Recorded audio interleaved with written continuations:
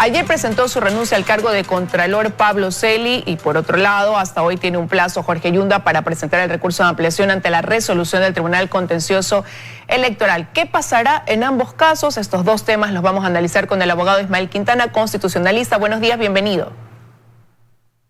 Hola Liz, buenos días. Un abrazo para usted y un saludo para quienes nos ven y nos escuchan. Igual para usted, gracias por estar con nosotros. Empecemos con el caso del Contralor. Ayer, después de cuestionamientos de que desde la cárcel 4 continuaba ejerciendo funciones, despachando, presenta su renuncia a su cargo, alegando que lo hace para salvaguardar la integridad de los procesos institucionales.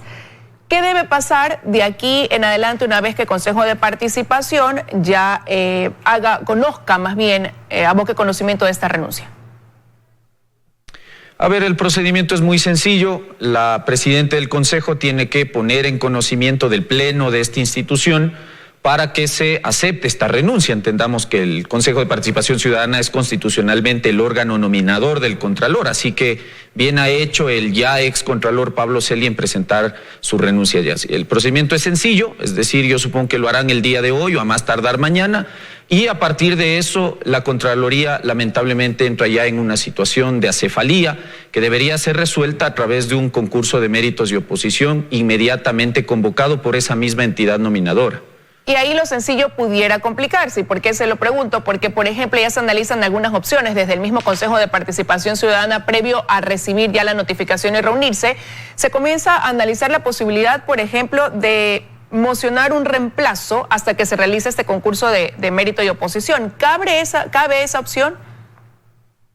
A ver, eso jurídicamente no cabe y lo hemos venido advirtiendo reiteradamente a algunas personas. Esta idea que tiene el Consejo de Participación Ciudadana de que ante esta situación sui generis, porque realmente es sui generis, la ley de la Contraloría no regula o no tiene una norma que indique qué hacer en caso de ausencia simultánea y definitiva del Contralor y del subcontralor, de tal manera que ahí, claro, se ha abierto la posibilidad, o al menos hay la idea, de nombrar un encargado. Lamentablemente, ese mecanismo del encargo no está previsto ni en la Constitución, ni en la Ley Orgánica de la Contraloría General del Estado, de tal manera que esa figura que pretende introducir, a mi modo de ver inconstitucionalmente, el Consejo de Participación Ciudadana, no se podría aplicar, y no se podría aplicar, además, porque ya existe un pronunciamiento expreso del Procurador General del Estado, de Íñigo Salvador, que ha indicado que en el ámbito de la Contraloría la figura del encargo no es posible y que el único mecanismo de reemplazar al Contralor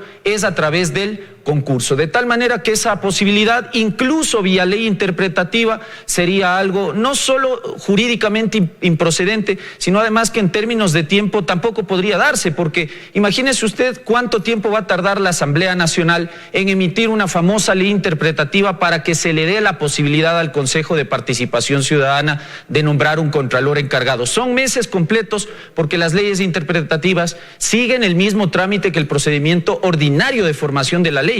Y eso tarda y tarda bastante tiempo, probablemente el mismo tiempo que van a tardar en hacer un buen concurso. Y lo segundo es un tema político.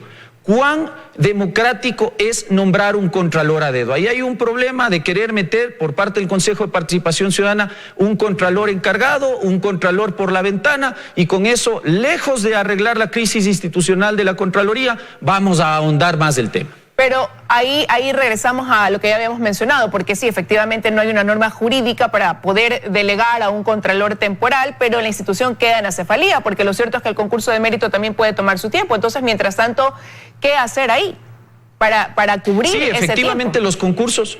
Sí, los concursos demoran y demoran al menos entre 5, 6 y hasta 7 meses, según los plazos que están previstos en la Ley Orgánica del Consejo de Participación Ciudadana. Sin embargo, son plazos que se pueden ir reduciendo, que se podrían ir modificando por la vía del reglamento. Ahora, si el Consejo de Participación Ciudadana va a seguir con estos pretextos de que, sí, estoy haciendo el reglamento, déjeme consulto a la Corte, déjeme le pregunto al procurador, bueno, sigo pateando la pelota hacia adelante, y mientras tanto no hago lo que debo hacer, que es conforme el 205 de la Constitución, llamar al concurso, seguimos en este problema. Pero ahora usted anota una cosa importante, hasta que se haga el concurso, porque finalmente creo que eso va a terminar haciéndose, tenemos un plazo de estos 5 o 6 meses en los cuales efectivamente y de modo lamentable la Contraloría General del Estado entraría en un estado o en una situación de acefalía. Eso es grave, yo le diría que sí es preocupante, pero tampoco es una situación que nos debería alarmar. ¿Por qué razón? Porque la Contraloría no detendría su trabajo interno. Tenga usted presente que el Contralor tiene delegadas básicamente todas sus atribuciones internas. El Contralor no suscribe los informes de examen especial. El Contralor no suscribe las predeterminaciones de responsabilidades. El Contralor no confirma o desvanece responsabilidades. Esas son atribuciones que se pueden y se deben seguir haciendo mientras arranca y sigue el concurso de méritos y oposición. Así que tampoco es algo del otro mundo ni tan grave que nos quedemos unos 5 o 6 meses sin Contralor. Lo que a mí me parecería más adecuado, eso sí, Liz, y con esto concluyo esta parte, es, por ejemplo, que se analice la posibilidad de expedir una resolución a la interna de la propia Contraloría, suspendiendo los plazos, los términos y las caducidades a efectos de evitar que acciones o actos de corrupción que deberían someterse al control de Contraloría. Piense usted, por ejemplo, aquellos que se pudieron haber dado en el año 2014, porque las acciones de Contraloría caducan a los 7 años, de tal manera que para evitar que estas caducidades se produzcan, saquemos una resolución en la que se suspendan estos plazos hasta la designación del titular. Pero una ley interpretativa para meter un Contralor por la ventana, con el sistema interno que todavía sigue en Contraloría, con los directores que están todavía en funciones, solamente sería abonar una crisis institucional que ya está grave y que solo se va a resolver cuando haya un Contralor, primero, que sepa lo que tiene que hacer y que segundo, llegue y primero haga una limpieza interna de la Contraloría. Si usted arregle esos problemas, Contraloría va a poder cumplir sus misiones constitucionales, pero el encargo es sin duda una solución que lejos está de solucionar el problema. Pero mire que hay una preocupación en diferentes poderes o diferentes estamentos, porque ayer incluso en la Asamblea había legisladores que decían, analizaban la opción de qué tal elevar a consulta a la Corte Constitucional para poder establecer este encargo temporal. A ver, yo le voy a decir una cuestión.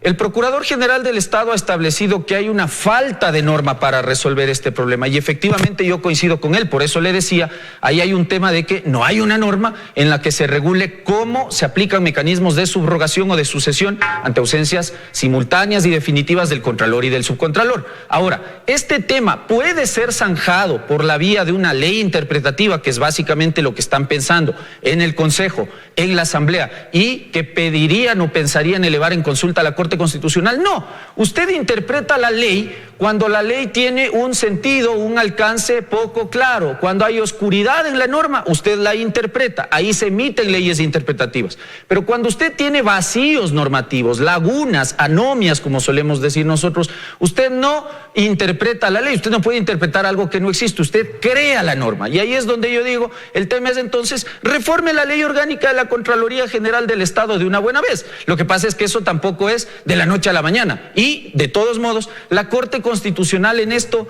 no podría decir mayor cosa, porque la interpretación al artículo 205 de la Constitución, que es el que plantea el mecanismo de designación en caso de cesación por vía de juicio político, porque también aquí hay que aclarar, el reemplazo que tiene que hacer el Consejo no es de Pablo Celi, sino de Carlos Polit, que dejó vacante la Contraloría tras su cesación por juicio político. Y el artículo 205 de la Constitución es lo suficientemente claro. La única fórmula para llenar esa vacante es la vía del concurso. Así que perderíamos valioso tiempo consultando a la Corte Constitucional un tema que es obvio y que solamente depende ya de la voluntad política de 7 consejeros de que se pongan a trabajar en vez de estarle dando al país largas y malos pretextos. Abogado Quintana, pero desde que se dio este tema de la vinculación de Pablo Celi en investigaciones por procesos de corrupción, se ha venido hablando de esta necesidad de ir dando paso ya al concurso,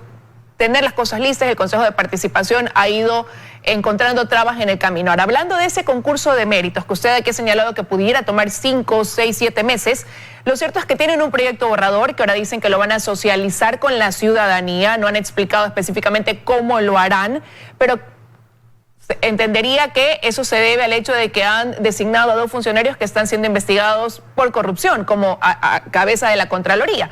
Y ahora quieren socializar este proyecto borrador, que eso también va a tomar un tiempo, y hablan de ciertos aditamentos que antes no se consideraban, como por ejemplo incluir un test psicológico, un certificado donde se avale que tienen el perfil idóneo visto desde esta valoración psicológica. ¿Cuánto pudiera aportar eso para tener a la persona, como digo, con el perfil más completo, más correcto frente a una institución como la Contraloría? A ver, salvo que creamos que la Contraloría es un sanatorio mental, a mí me parece que estaría bien pedir un examen psicológico. A mí me parece que más bien lo que se necesita es nombrar a gente competente, gente que sepa de control gubernamental, gente que sepa de derecho administrativo, gente que sepa de derecho público y ya en lo ético, gente que esté dispuesta a venir y hacer lo que corresponde, controlar el buen manejo de los recursos públicos y servir al país y no servirse de la institución. No convertir a la Contraloría en una hacienda personal, porque eso es lo que ha ocurrido en estos últimos episodios de la historia de esta institución. Pero perdón, más allá del tema del requisito que están planteando de un examen psicológico, al cual yo me opongo absolutamente, le debo decir, por las razones que le he dado. El tema es, ¿hasta cuándo nos vamos a demorar en expedir un reglamento? Si el Consejo se demora meses completos, Liz, porque como usted dice, este tema lo estamos discutiendo ya. Yo particularmente he venido insistiendo en el concurso desde el 2017. Insisto, desde ahí se debió haber llamado al concurso para nombrar Contralor. No se lo hizo. Lamentablemente el Consejo Transitorio equivocó esa decisión en la cual blindó el nombramiento de Celi, y eso finalmente fue también blindado de algún modo por un penoso dictamen de la Corte Constitucional. Esto también hay que decirlo y se lo dijo en su momento, pero bueno, lejos de eso, el tema es ahora tenemos un problema. Hay una cefalía en la Contraloría y eso se resuelve por la vía del concurso. ¿Vas a seguir dándole al país largas con esto que usted dice de estamos con el reglamento, vamos a socializar? Bueno, ¿hasta cuándo te demoras en socializar? Perdón, pero concursos de Contralor ya se han hecho en el pasado. ¿No valía más bien tomar las normas reglamentarias que ya se expidieron en el pasado por anteriores consejos de participación ciudadana, quitar lo inadecuado, quitar lo irregular, quitar lo poco transparente, es decir, modificar esos reglamentos y tener un cuerpo normativo que nos garantice al menos la posibilidad de contar en un concurso transparente con un buen contralor? Eso es lo que se debería hacer, pero seguimos aquí dándole largas, insisto. Esto de la socialización del reglamento, bueno, ¿hasta cuándo? Si te demoras tanto en hacer una norma para un concurso que no es nada del otro mundo, ¿cuánto te vas a demorar en hacer el concurso? Bueno, habrá que ver qué pasa ahora cuando se reúne el Consejo de Participación para conocer esta renuncia del Contralor subrogante Pablo Celi. Y ahí comenzarán a correr los tiempos y veremos qué es lo que resuelven. Quisiera pasar al otro tema de análisis en esa entrevista que tiene que ver con la remoción de Jorge Yunda. Hasta hoy puede presentar su recurso de ampliación a esta ratificación que hizo el Tribunal Contencioso Electoral en torno a esa remoción. Lo cierto es que él ha dicho que se va a mantener en sus funciones como alcalde hasta que la Corte Provincial emita también su pronunciamiento ante ese recurso de protección que él presentó. Por su parte, desde el Consejo Metropolitano, se espera que ya este jueves Santiago Guarderas ya asuma la función al frente de la alcaldía de Quito. ¿Cómo ve usted, se proyecta ese escenario con estas dos posiciones tan distintas, no? A ver, jurídicamente la posición que corresponde es la de Santiago Guarderas y el Consejo Metropolitano, eso sin lugar a dudas. Es decir, Jorge Yunda sigue equivocándose en su estrategia jurídica, eso es lo que hay que decir. Y cuando presentó esa improcedente acción de protección, muchos dijimos, muchos anticipamos el resultado que iba a tener, incluso habiendo tenido sentencia favorable parcialmente como ocurrió. Porque cuando no se atacó el acto de remoción, es decir, la resolución del Consejo Metropolitano a través de la cual se le dijo hasta luego, entonces muchos dijimos, se ha equivocado el acto, no hay decisión de remoción impugnada, porque lo que se atacó fue el informe de comisión de mesa, un informe que no surte efectos jurídicos directos sobre la situación de Jorge Yunda y un informe que no era vinculante para el Consejo Metropolitano. Así que la decisión de la jueza Domínguez sobre esta acción de protección mal planteada no tiene ninguna relevancia, ninguna incidencia en lo que ha resuelto en días pasados el Pleno del Tribunal Contencioso Electoral, que ya ha ratificado la validez de la remoción del exalcalde Jorge Yunda. Por lo tanto, al día de hoy, él ya no puede ejercer ninguna función. Él ha sido removido. Yo he visto, por ejemplo, que ha intentado o ha hecho una convocatoria, creo que es para hoy o mañana, a una sesión de Consejo Metropolitano. Ese tipo de decisiones ya son irregulares, ya adolecen de vicios de nulidad,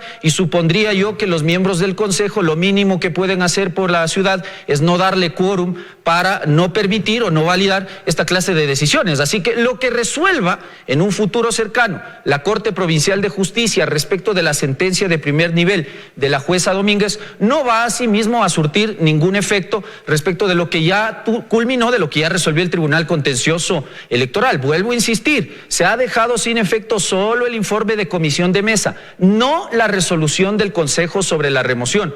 Por lo tanto, esa decisión ha quedado en firme, ese acto es perfecto, y lo que corresponde es lo que decía usted hace un momento, que Santiago Guarderas asume el cargo en ejecución de esa resolución metropolitana de remoción. Por lo tanto, sí, hasta el día de hoy tendría que presentarse el pedido de aclaración y ampliación. El tribunal va a tener asimismo un par de días para despachar ese pedido de aclaración y ampliación, pero sin lugar a dudas, y ustedes también ya lo han dicho con mucha claridad acá en sus espacios de noticias, esa decisión de la aclaración y ampliación no va a alterar o a cambiar el fondo de lo que ya resolvió el Tribunal Contencioso Electoral, que es que el procedimiento de remoción de Yunda fue válido, garantizó las reglas del debido proceso y que por lo tanto su remoción tiene que ejecutarse inmediatamente, es decir, ya hoy tiene que ejecutarse ese tema. Pero ¿y qué pasa, por ejemplo, con estas acciones que se siguen dando? Ayer la concejala Luz Helena Coloma en este espacio incluso decía que ha solicitado renuncias, ha aceptado esas renuncias, ha dispuesto a otras personas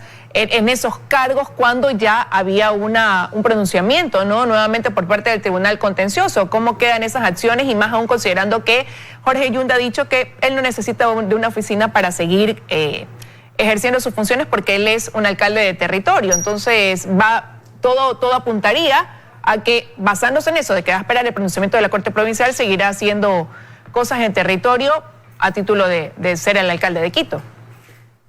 Bueno, en esos casos lo que corresponde es hacer un llamado de atención o un pedido muy gentil a la Fiscalía General del Estado para que inicie las investigaciones penales correspondientes, porque si hay una persona que constitucional y legalmente ha sido apartada de su cargo por la vía de la remoción, ese trámite ya ha concluido con la sentencia ratificatoria del Tribunal Contencioso Electoral, quiere decir que esa persona ya no ostenta en este caso la calidad de alcalde, y cualquier decisión, convocatorias a sesiones de Consejo Metropolitano, nombramientos de funcionarios, firmas de contrato, remociones de funcionarios, ya no son jurídicamente válidas, adolecen de vicios de nulidad en el campo administrativo. Y en el campo penal habrá que analizar si esas conductas del exalcalde Yunda se subsumen a lo que establece el Código Penal o a lo que tipifica como delito de usurpación de cargo o de función pública, que a mi modo de ver, sin ser experto en el área por supuesto, es lo que estaría ocurriendo en estos casos. Así que ya depende también del Consejo Metropolitano presentar las denuncias correspondientes en Fiscalía